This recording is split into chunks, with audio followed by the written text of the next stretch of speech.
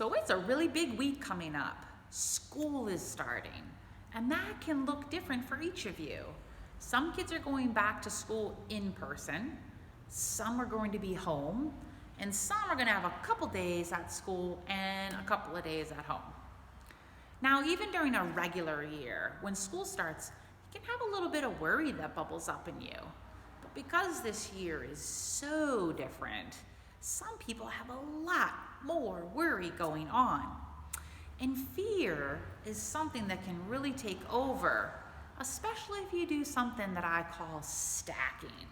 I'll give you an example.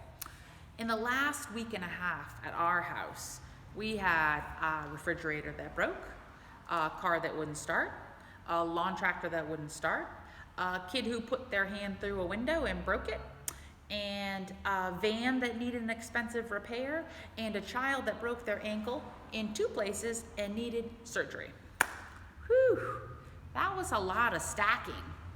And when you stack up your worries, like a big stack of books, you can't really see anything but the worries. And when you try to see around the worries, it almost feels like everything's gonna topple over. So what do? Well, the first thing you need to do is you need to take your worries down out of the stack. Instead of piling them up on each other, you want to look at them just one at a time. And really, the first step is admitting that you do have some fear going on. Once you're able to admit that you have some fear, you have some worries, you want to name them. You want to name what you're afraid of, and then you want to talk to God about it. I like to pray one of my favorite prayers, and that is, God, I could use a little help here. When you ask God for help, you are reminding yourself that you are not alone. God doesn't want you to worry, and that worry, it doesn't come from God. So the Apostle Paul talked about worry in the Bible. He had a lot of trials in his life. He had an illness that caused him pain, and he was poor, and he was mistreated because he followed God, and he went to jail. And all through that, he looked to God for comfort. He wrote a letter to the Philippians while he was in jail. I'm going to paraphrase. I'm going to say it in my own words. And what he said was, he said, don't worry. Through prayer and a grateful heart, ask God for what you need.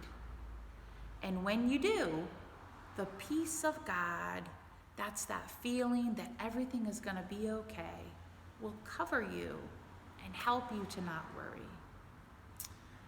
Now, maybe you don't know exactly what your fear is. Maybe you know what your fear is, but you don't know what to ask God for. This is when your grown-ups are really helpful. They can help you name that worry. They can help you take some of those worries down out of your stack and look at them one at a time.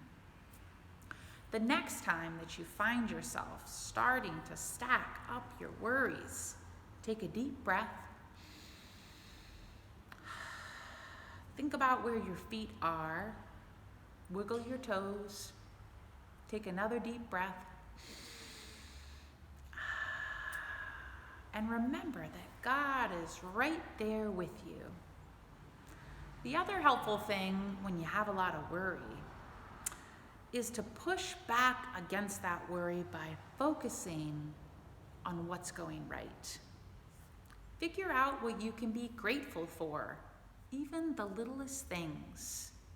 A beautiful leaf, the sun on your face, your pet, bird song, new pencils. You can wrap yourself in gratitude to guard against worry. Because it's really hard to worry and be grateful at the same time. So, if you have a worry, name it, ask God for help, breathe, and be grateful. Now be well this week and know that the Spirit of God is right there with you.